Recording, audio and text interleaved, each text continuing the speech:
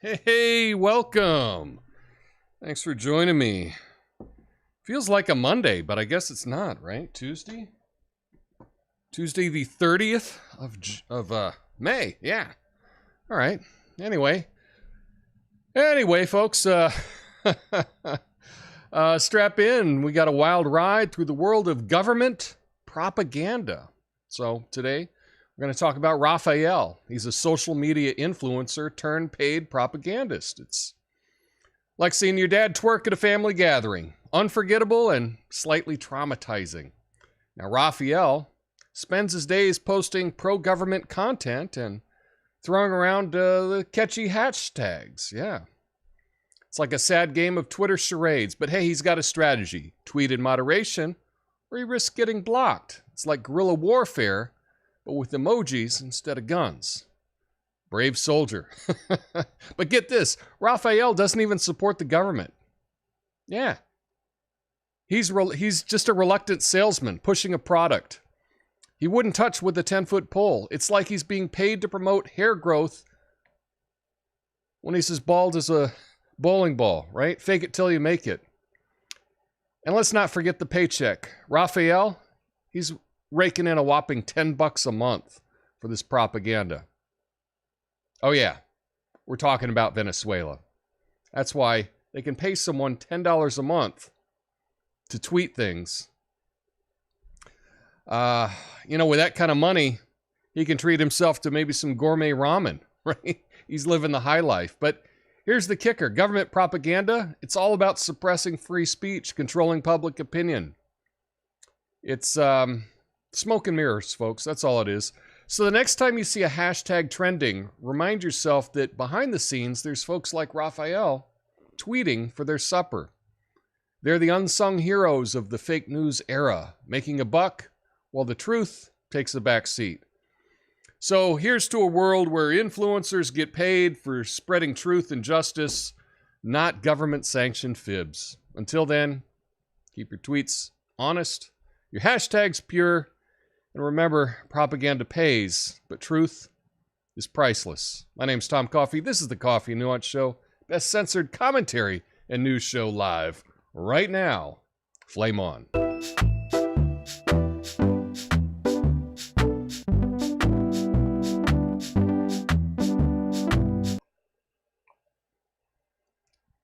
Yeah, so little twist. I'm not talking about people in the U.S. that are paid shills. We got enough of those. But this was an article, and the person they talked to his name in the article was Raphael, not his real name. But he's a Venezuelan internet user, and he's part of a group paid by the government to spread propaganda on social media, like Twitter. He spends at least 30 minutes a day posting pro-government content using designated hashtags. The goal is to maintain a collective narrative to counter perceived Western influence. Raphael's involvement is solely for financial incentives, as his regular job pays very little. While the government propaganda may seem harmless, experts view it as an attempt to suppress free speech and control public perception. The government also uses hashtags and deepfake videos to advance its agenda. The payments Raphael receives are made through a government app called Sistema Patria. Despite some Venezuelans engaging in this propaganda campaign out of necessity, many are unwilling to discuss it to shame or for safety concerns. So that's the story of what's happening in Venezuela. They're able to pay people to tweet political opinions.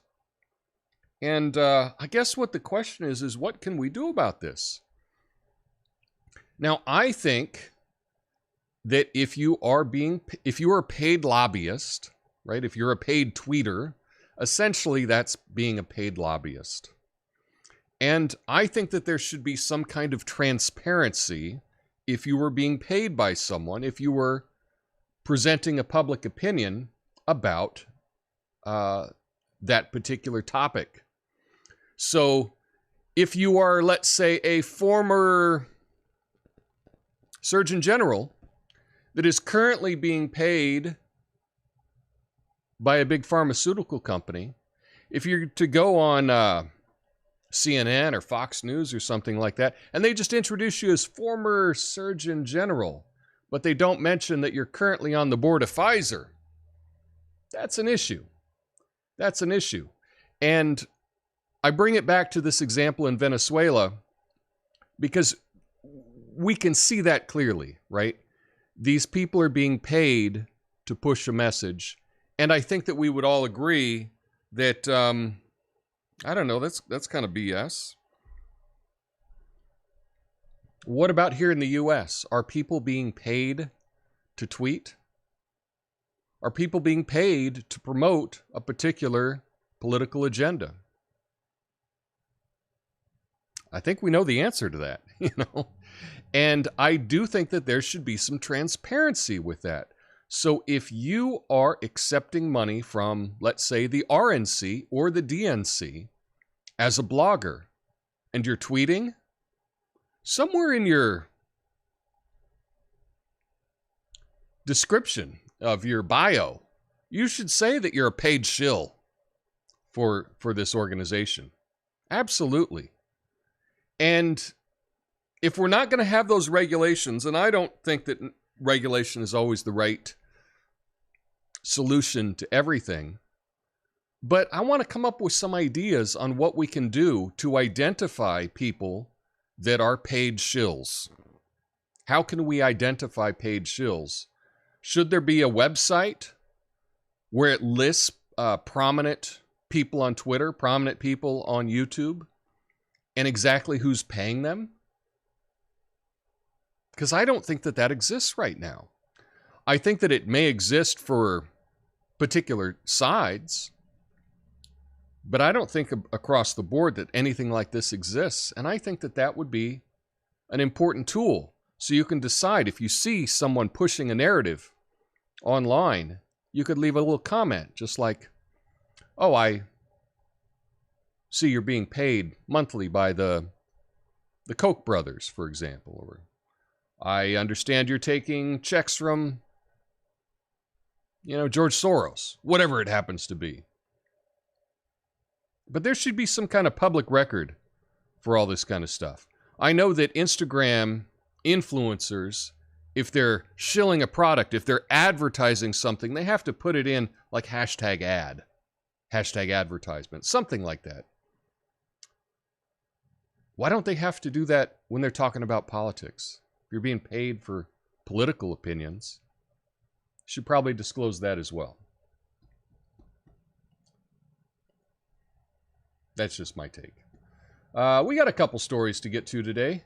It's kind of a slow news day. Because, I don't know, yesterday was the big holiday and they, yeah.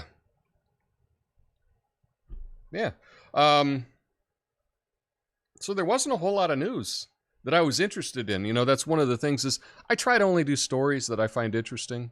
I'm not going to pretend to find a story interesting. Now, it might not be interesting to you, but everything I talk about is interesting to me. So at least that's my promise to you. Let's get to the next story, and it also involves Venezuela.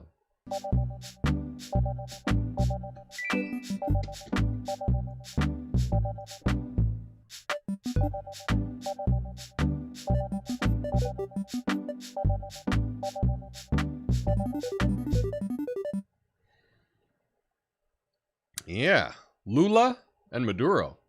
Venezuelan President Nicolas Maduro has made his first visit to Brazil since being banned by former President Bolsonaro in 2019. He was received by Brazil's new leftist president, Luiz Ignacio Lula da Silva, who we call Lula, right? Ahead of a summit for Latin American leaders in Brasilia. Lula expressed that Maduro's visit marked the beginning of his return, highlighting a new era in bilateral relations. Both leaders emphasized the need to address poverty in the region, while some countries question Maduro's legitimacy and label him a dictator.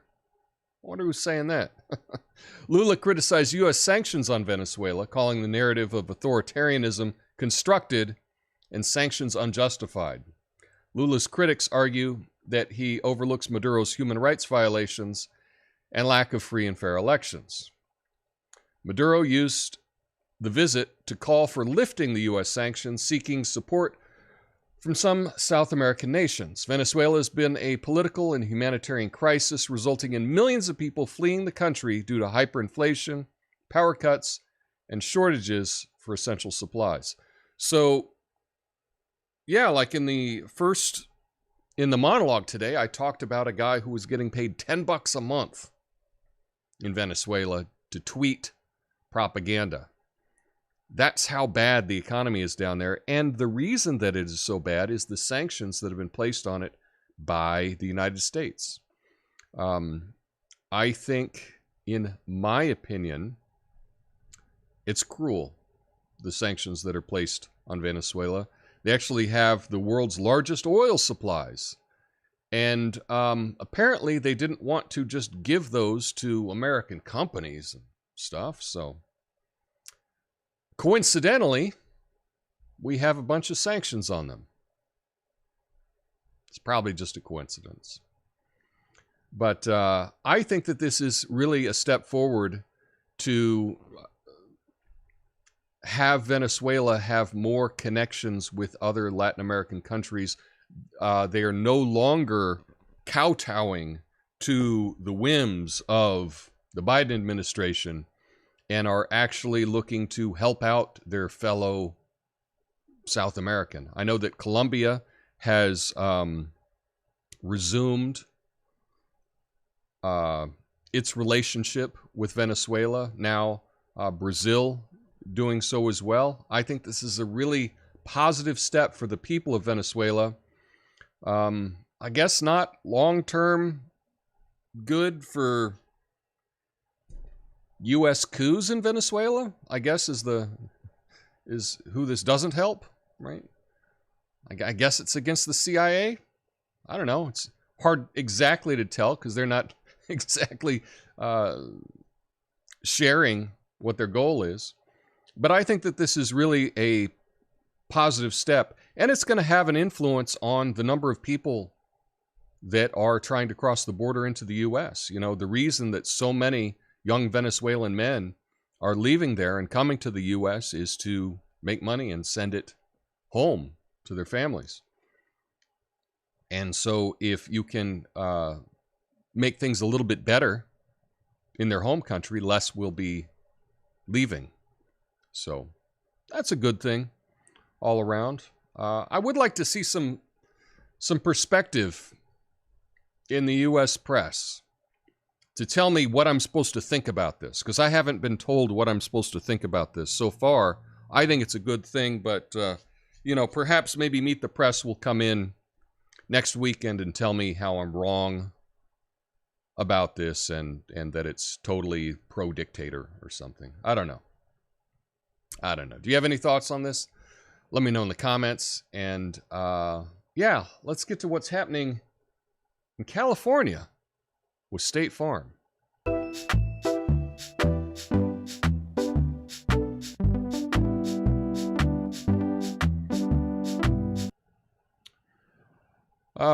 State Farm. They're pulling the plug on new home insurance sales in California due to wildfires and soaring construction costs. Like a good neighbor, State Farm has left the state.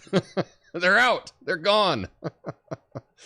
Oh, man. State Farm, the largest provider of auto and home insurance in the U.S., has announced it will no longer sell new home insurance policies in California. The company cited two main reasons for this decision: increased risk of wildfires and a skyrocketing construction costs in the state. State Farm ceased accepting applications for property and casualty insurance on May 27th, but clarified that existing auto insurance policies are not affected. The company explained that rising construction costs, expanding exposure to catastrophes, and a challenging reinsurance market were the key factors behind its move. California has experienced a significant number of wildfires in recent years, with an average of over 7,000 wildfires annually, burning more than 2 million acres. The intensities of these fires has been attributed to climate change, perhaps, right? State Farm emphasized that its current customers will not be impacted by the decision, that no policy non-renewals will result from the announcement. The company expresses intention to collaborate with the California Department of Insurance to bolster the state's insurance market capacity. So, wow. How about that? They're out. They've realized that California is not a place to make money, and so they're done. Now, they're using the excuse of the wildfires, and that's the thing, is often, you need to put an excuse out. Like, here's the excuse of why we're raising prices. Here's the excuse why we're not open till 9 p.m. anymore. Here's the excuse. You need an excuse. That doesn't necessarily mean that the excuse is the real reason.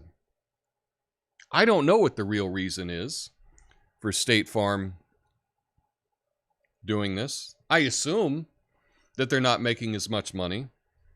But why would wildfires affect, I don't know, like a part of a city that's nowhere near a forest? That doesn't make sense to me. Doesn't make sense at all.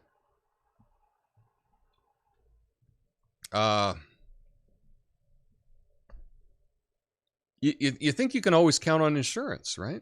I mean, that's one of the things is we have insurance to take care of things when there's an emergency. And if they can just pull out and say, well, we're not dealing with fire anymore. We're not insuring new homes anymore. No new home insurance. What do you do? I know that there's other insurance companies, but if State Farm is losing money on new home insurance, probably the other insurance companies are as well. And I would expect them to pull out as well, if that's the real reason. So that's the case, because if that's the case, so here's how we'll know if this is a real reason or not. If all the other insurance companies follow suit, well, then that would probably mean that that's the reason that they're pulling out. But if the other insurance companies stay in business and are accepting new business, I got to wonder, what does State Farm know that we don't know?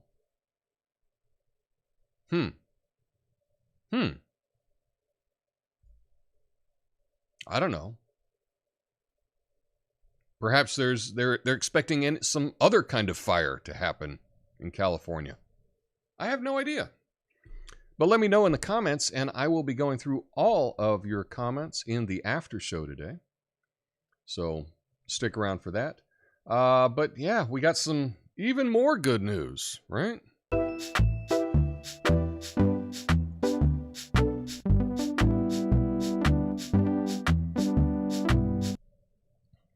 Hey, did you hear about retirees considering going back to work?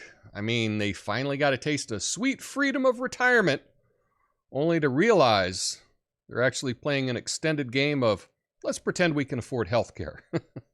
It's like trying to quit a terrible job, only to find out retirement is just a sequel called rehirement.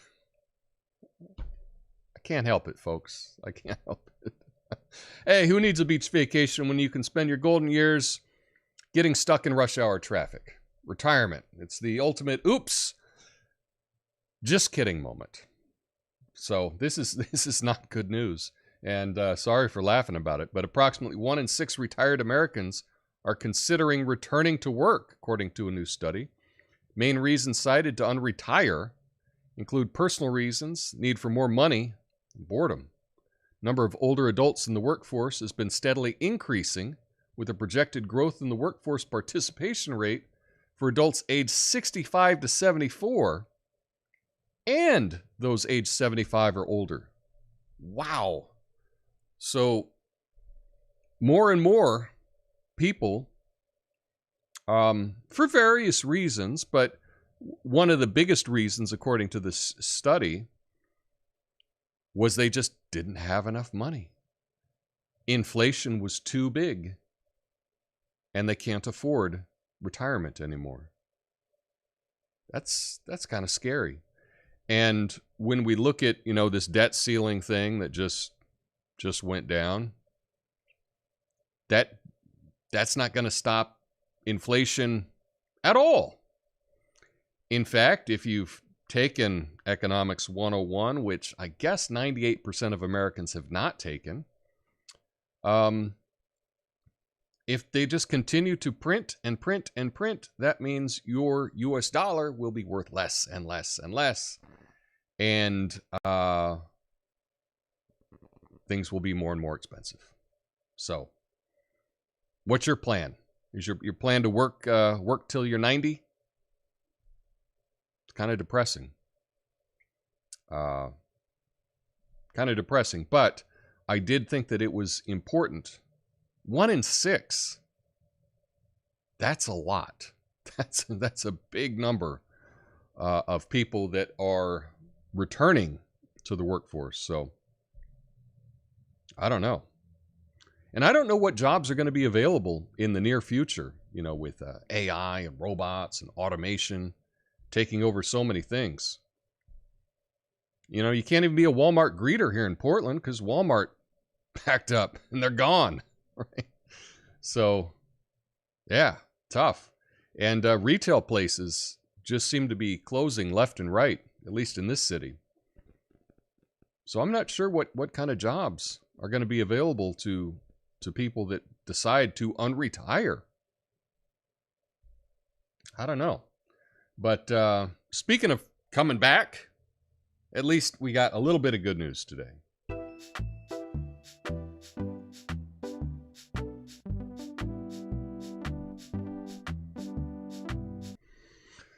Hey, did you hear about England's De-Extinction event? They brought back a flower that has been extinct since 1991. Talk about a floral reincarnation. I guess they really wanted to see if it could rose from the dead. I know, bad puns, bad play on words today. I don't know. There's something in the air. Maybe it was what I had last night for Memorial Day. I don't know. Just bad joke day. Yeah.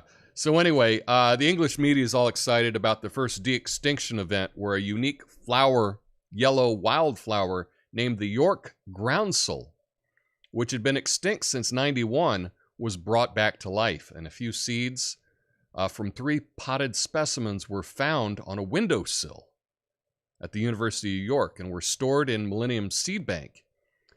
Botanists from Natural England decided to revive the York groundsel.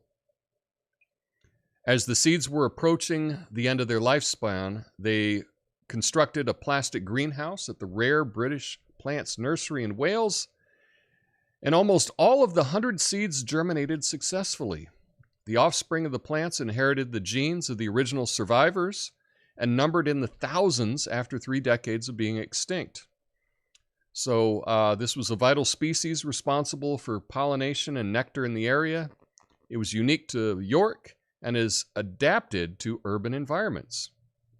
So how cool is that? They brought back a flower from seed. I've got to learn how they do this because I can't seem to grow anything from seed. I've tried. Every time I try to grow something from seed, it doesn't work. I try to grow from clippings. I'm not very good at it. So it's a good thing that they didn't give me those seeds, because then we wouldn't have this York groundsel flower back in things. But, I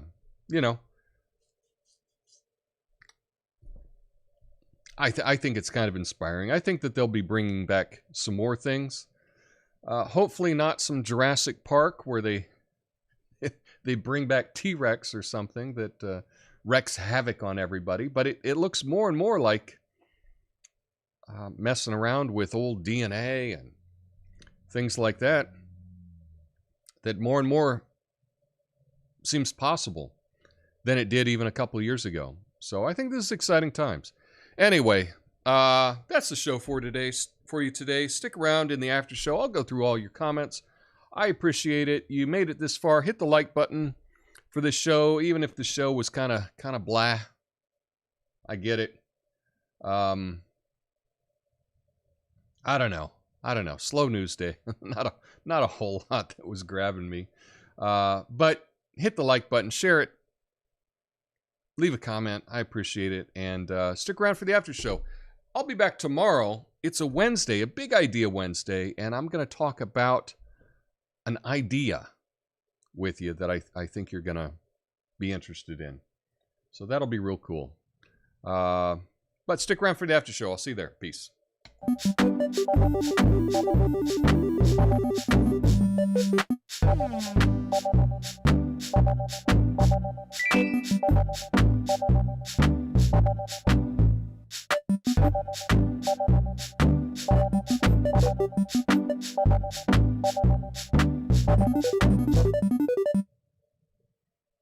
Hey, thanks for sticking around for the after show, y'all. I appreciate that.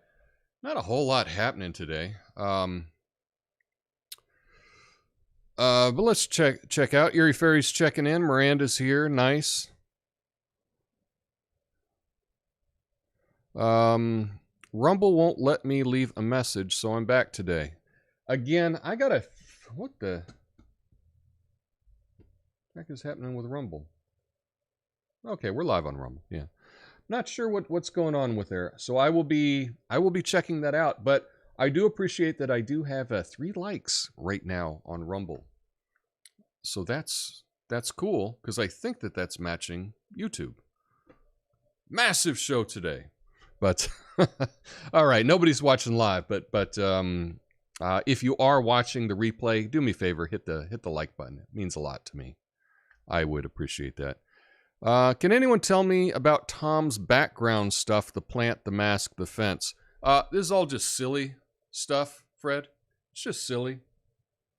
I like the idea. You know, I think one of the things that came up was over quarantine, you know, a lot of people would be Zooming and they would all have a little bookshelf to show everybody how smart they were. And I just like the idea of just having a ridiculous backdrop. I can't think of anything kind of more stupid than a jungle backdrop for the news.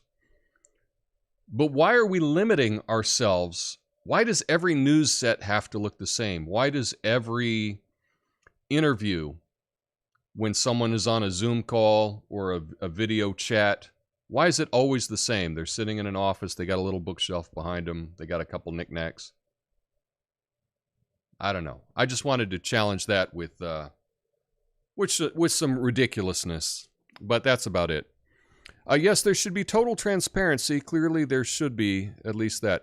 I do think that there should be transparency, and I do think if it exists, I haven't found it yet, but there should be a site that you can check out, like, let's say, Twitter users or YouTube users or whatever, by social media platform. You're able to put in their thing, and you're able to see if anyone is reporting that they're taking money. So I think this could be done with Twitter quite easily, some kind of database, and have it linked to, you know, to show who they're taking money from. I know there's a lot of paid shills on Twitter, and like Brooklyn Dad Defiant or whatever, that guy, he's got like millions of followers. You'd recognize his avatar, and he's paid by the DNC. It should be known, and so there should be some site to list all of those things. It's not something I want to do, because I guess It's not important enough. I don't have enough time to do that too. But I do think that there should be something. I think that whoever does that will be doing the world a service. So let's see if something can come out about that. Retirement is the new part-time job opportunity. Just what we wanted. Yeah, yikes. Duggo's checking in over on Rumble. I appreciate you saying hi, Duggo. What's up? Yep, work till I'm dead. That's the plan.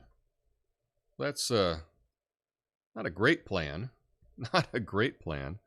But that is a plan for a lot of people. I could always do what those other Gen Xers are doing and make a podcast for money. You'd be surprised. You'd be surprised because I'm not making anything at this. But I guess you could make a podcast about, I don't know, things that didn't get censored. Yeah, don't talk about the news. A podcast about the news doesn't work. Don't try that. Companies have altered the food so you can't grow your own food, I believe. There is some truth to that. But there is a lot of food that you can grow. And like last week, I did the story about the indoor garden that they were doing in Compton, of all places, that they were growing all kinds of leafy greens indoors. So there are lots of things that you can grow. Growing things is not something that I'm very good at. I should be. I should get better at it. It's just something that I never paid enough attention to get better at. Anyway, called Terminator Seeds. Eerie Fairy says the set is comforting to me. Yeah, this set is comforting to me. It's but it's just silly, and that's the thing, is we can be silly. That's it. That's my message today. Go be silly. Anyway, that's all I have for you today. I hope you all have a beautiful day. It probably won't be a slow news day tomorrow, so I'll have some more exciting stories, and I do want to talk about a psychological idea, so I'll get to that tomorrow. But anyway, you all have a beautiful day. Peace.